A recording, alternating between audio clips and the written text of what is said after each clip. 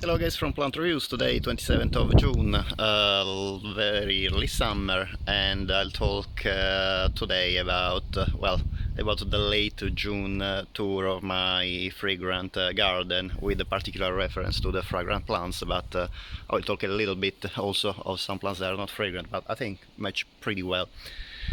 The star of my video today is one of my favorite lilies. This is a species lily. It's called Lilium regale, the royal lily. You can see how beautiful is this lily. The flowers are white with a yellow center, and they are striped purple pink on the outer side of the petal. This is quite a tall lily, can grow up to 2 meters. However, usually this plant is about 1 meter 90. However, usually it is about 1.5, 1.8 meters, but the small plants also about 1 meters about 1 meter high can be also found among bulbs. So we have to be quite lucky to obviously to get a very tall plant. Also the amount of flowers varies in different bulbs as well, obviously, with the size of the bulb. Bigger bulbs tend to develop a bigger flower. The fragrance of this lily is very sweet, and it is quite strong as well, especially in the evening. You can feel the fragrance of this lily already about 1 meter far. Well, depends obviously by the sensitivity of your nose. My nose has a medium sensitivity. Some of my friends are much higher sensitivity and to perfumes than my nose, so obviously they would be able to enjoy my fragrant garden even more than me. Just next to the regal lily, I have a nice Buddleia buzz plant. I'm very sorry for the wind today, but I really want to make the video today because I have a very nice fragrant plants in bloom, and I'm not too sure if in 2 weeks they will be still in bloom, and especially the regal lily. It is not going to be in bloom in the next in the next couple of weeks, so I really want to do it today. The Buddleia, there's different varieties of Buddleias. Some Buddleias tend to be very invasive because after blooming they tend to develop seeds and scatter them around, basically covering the garden. This is a variety called Buddleia Buzz. It is I bought it as a dwarf variety. Well, as you can see, it's not really dwarf. I had to prune it last year, and it is actually even taller than my lily, so this is about 2 meters 10, 2 meters 20. However, this is definitely one of the best plants for the garden. I love it for many reasons. First of all, the color is absolutely gorgeous. This very bright purple with orange centers of the flowers, and the flowers are born in panicles, and is absolutely incredible color. Second, it's loved by butterflies and bees and bumblebees, but especially butterflies absolutely love this plant, and also night moths. I love to see the moths here. They're flying around like hummingbirds on the flowers, sucking the nectars. And as you can see, it's a plant that really covers itself in blooms. It has actually a pretty long blooming season, and it is a great plant for pollinators, and if you like pretty strong colors, especially in purple and pinks.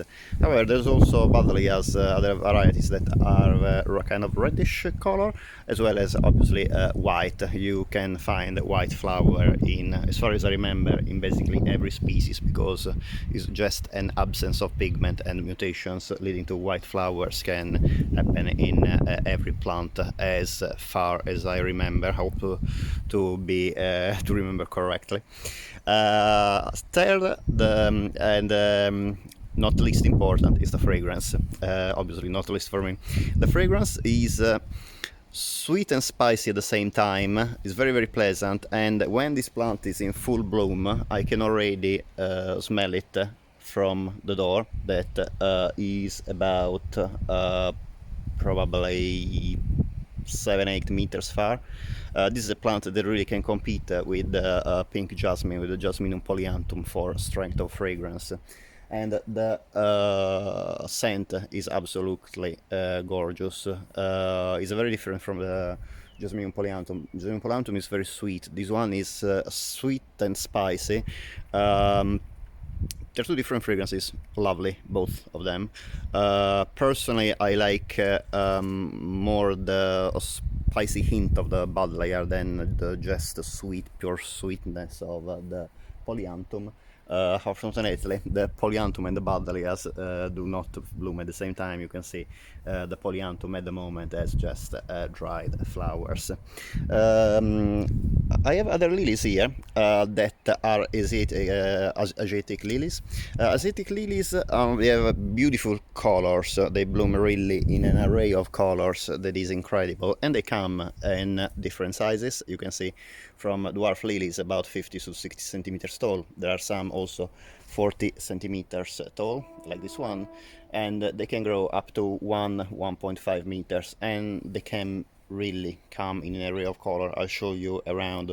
These are not fragrant lilies, but I just wanted to show you how beautifully match these colors with in the garden, giving obviously a pleasure to the eyes as well to the nose from the fragrant plants.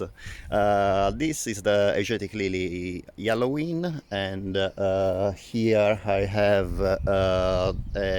some red lilies that unfortunately I don't remember the name. I will try to find it and write it down below. That are burgundy red, very deep red, as well as this one here that I planted a bit far, but you can see how beautiful is the deep red in this flower. And as you can see, it's really when the lilies are in bloom with the huge flowers and so color for the Asiatic lilies really give really a show of colors that really match great with the fragrance of the Buddleia as well as of the regal lily. The regal lily is a trumpet lily. Trumpet lilies come in whites, soft oranges, pinks, very pastel toned colors, and I love the fragrance. I would prefer obviously the bright colors of the Asiatic lilies, but unfortunately most lilies you can't combine both color and fragrance. In some you can, but not at the moment, because the ones that can are the Oriental lilies. Some Oriental lilies are very bright pink and deep reds, including together with a wonderful fragrance, but they are not in bloom yet.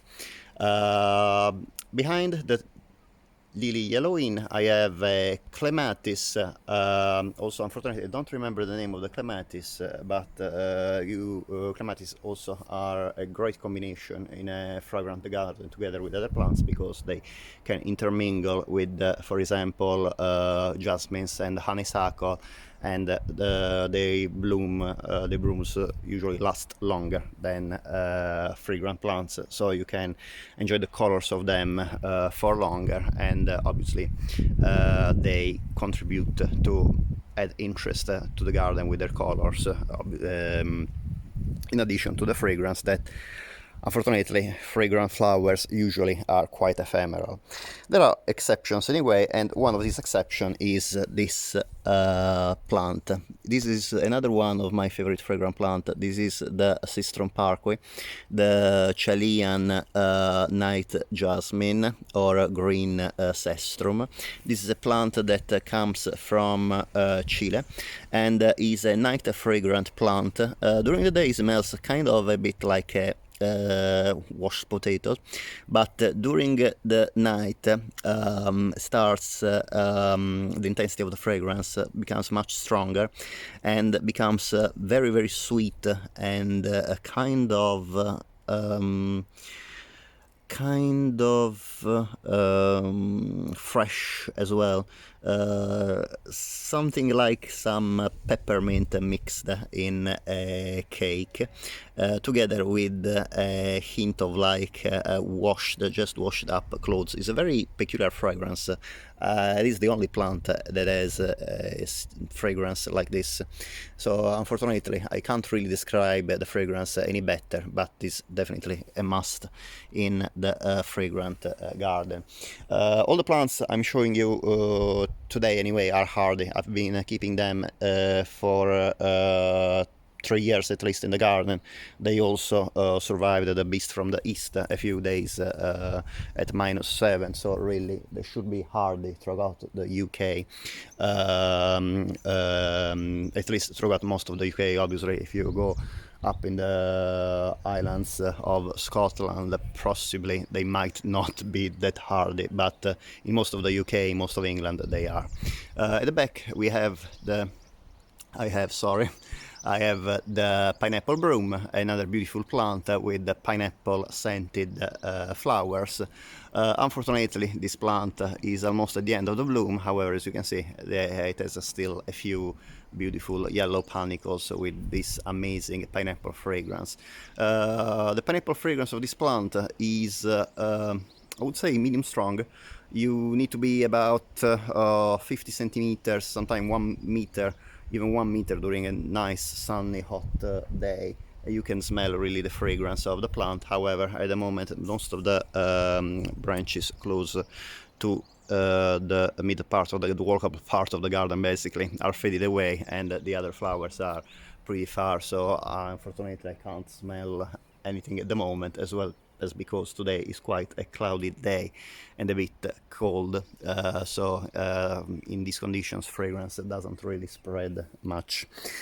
Continuing around here I have the Philadelphus Mexican Jewel, but really is almost at the end of the blooming. It is another plant that is absolutely gorgeous for the fragrance. It is the only Philadelphus that smells like a candy, the only Philadelphus I have that smells like a candy, characterized by small flowers, white with a purple center.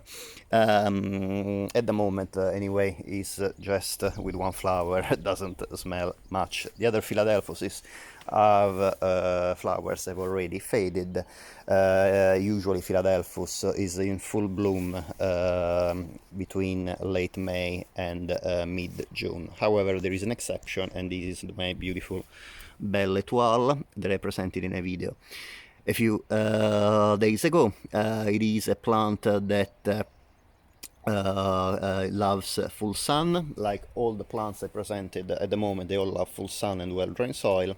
This plant I put it in a place where there is a partial shade, and actually the shade is quite can be quite deep in this area. It's completely covered from the top by this honeysuckle. However, the plant still managed to bloom, and the fragrance is a kind of citrusy and sweet, really nice.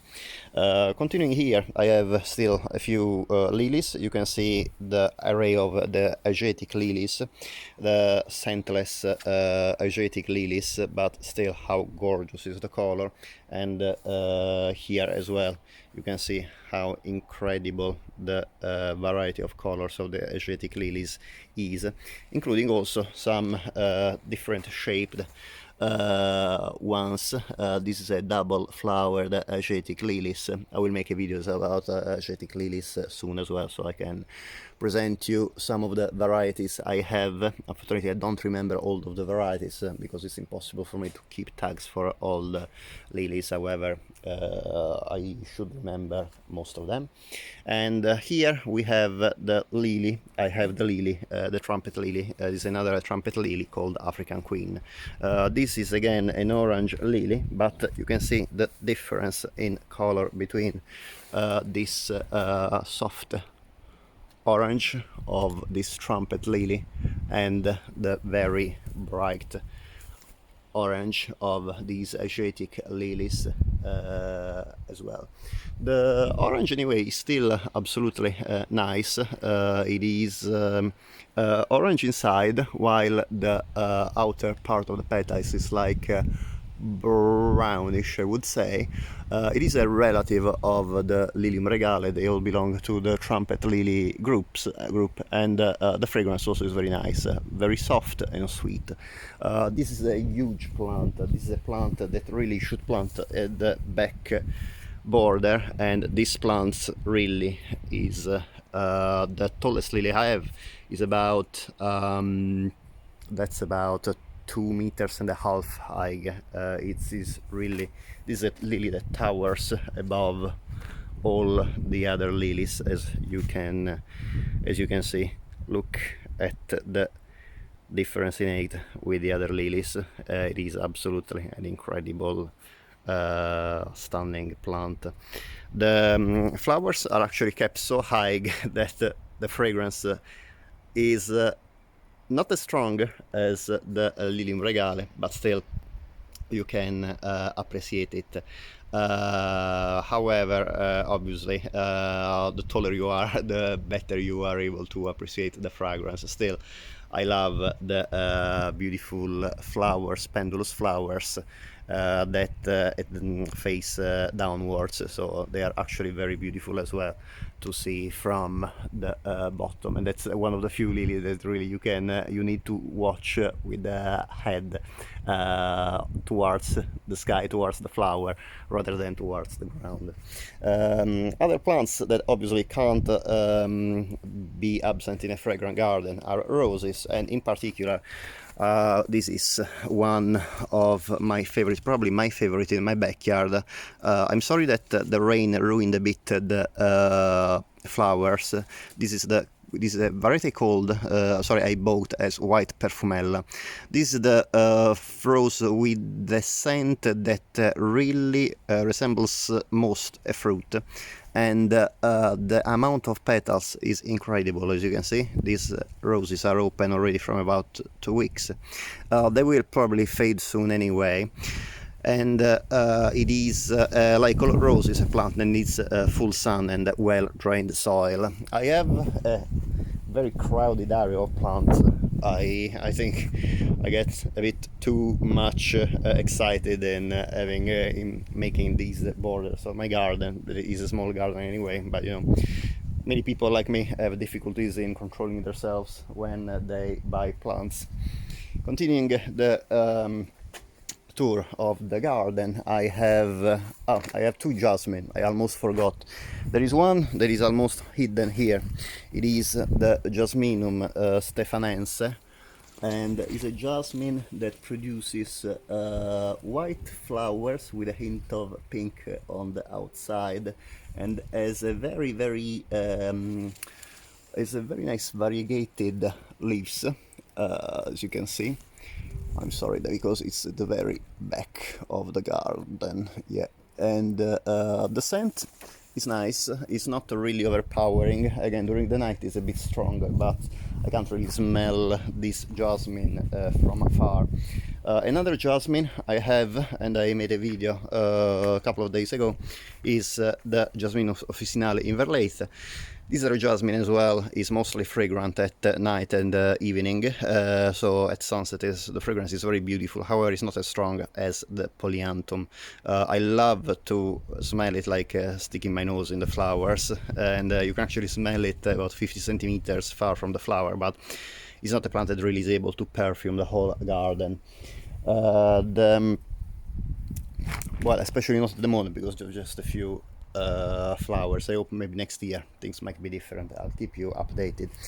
Here I have instead a plant that is really able to perfume your whole garden, especially in the evening, and that's the Japanese honeysuckle, Varietas halliana, the Halls honeysuckle, with its beautiful white flowers that age in yellow, and the fragrance is kind of sweet and citrusy. One of my favorite fragrances around a fragrant plant.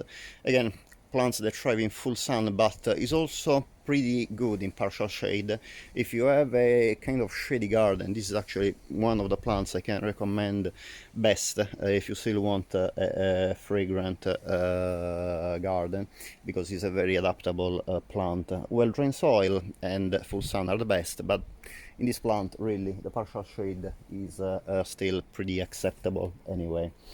The last but not least, two of my fragrant plants that are still in bloom. This is the coral lily, or red Turk's cap lily, the Lilium pumilum. You can see how beautiful the flowers are, and this is one of the few lilies that combine such a bright color with a wonderful scent. The scent of this lily, the coral lily, is like chocolate, kind of dark chocolate, not very sweet. It's a very incredible scent for a lily, and this is definitely one of my favorite. This is a plant that grows about between 20 and 1 meter tall. You can see actually I have some bulbs that developed just about 30-40 centimeters, while others developed all the way to about 1 meter. Out of 10 bulbs I planted, only 1, 2, 3, 4 actually bloomed, but the bloom is really spectacular. You can see these masses of bright orange to bright red flowers, red on the scarlet tones, opening from bottom to the top. And this is one of the few exceptional lilies that combines a bright color with a wonderful fragrance. So if you want to if you don't have much space and you really want a lily that combine both a bright colors and fragrance, this is definitely the one I would recommend the most. The flowers are not very big. The most of the lilies I showed already today have flowers about 10 to 12 centimeters. This one has pretty small flowers, about they're about 5 centimeters in diameter, but the color really makes up for the for the small size of the flower, not to talk about the incredible fragrance. I'm sorry that the camera doesn't really... okay, now it's in focus. Well, you can see how beautiful is this flower. This bright red that matches the red anthers as well, and the red stigma on the bottom. Finally, one of my absolute favorite of all time, and that is the gardenia. This climbs hardy, a hardy variety of gardenia. The flowers are almost fading away. They are still gorgeously fragrant. This is a plant that needs acidic soil and partial shade to full sun. I think partial shade is right for this plant, and for the coral lily as well. This plant can grow in full sun, but partial shade is perfect for the coral lily as well. It's one of the lilies that also can take partial shade without any problems. Most lilies really need to be cultivated in full sun. Coral lily as well, well drained soil, needs well drained soil. Gardenia also needs well drained soil, but definitely gardenia also need it. It's very important that you keep it moist, and ideally watering it just with rainwater. I'm not actually doing that because I don't have any rainwater barrel to collect rainwater. I am thinking to put one in my garden or in the allotment, and because really the guy loves so much the gardenia, and I lost last year one plant, and I have another plant here that doesn't look too good, even if now he's putting some more buds, leaf buds. I will see how it goes. So I'm just experimenting with the gardenia. I think every time I bought the gardenia so far, they die between 3 months and 1 year. This is the longest living gardenia I had, from more than 1 year. It was planted in the garden last year, but it was not doing well, so I decided to move it in a pot. And this one is I bought it a couple of weeks ago. I ended up transplanted in a bigger pot because I really want to keep a better control of this the conditions, cultivation conditions of this plant. Okay guys, that's it about fragrant plants.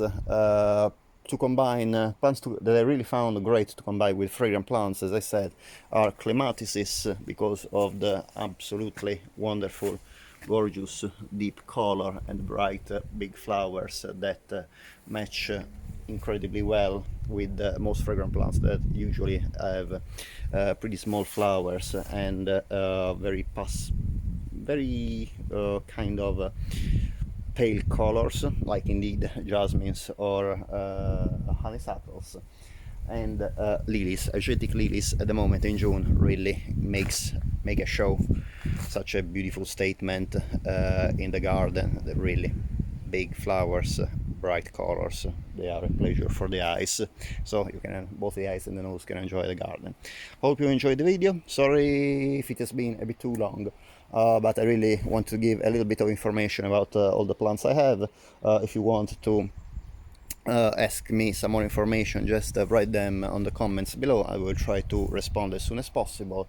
I will make a couple of videos on plant, on the Lilium regale and on the Asiatic lilies as well. And I'll try to do one on the Jasminum stephanense as well. You will find the other plants in the video, in the previous videos I made in the last few days. And guys, if you would like to support my channel, it would be great if you can please subscribe, and if you liked the video, give us a thumbs up. If you didn't like the video, obviously give us a thumbs down, and let me know how I can improve the channel and what you didn't like of my video. Thank you very much, and hopefully I'll see you next time. Bye.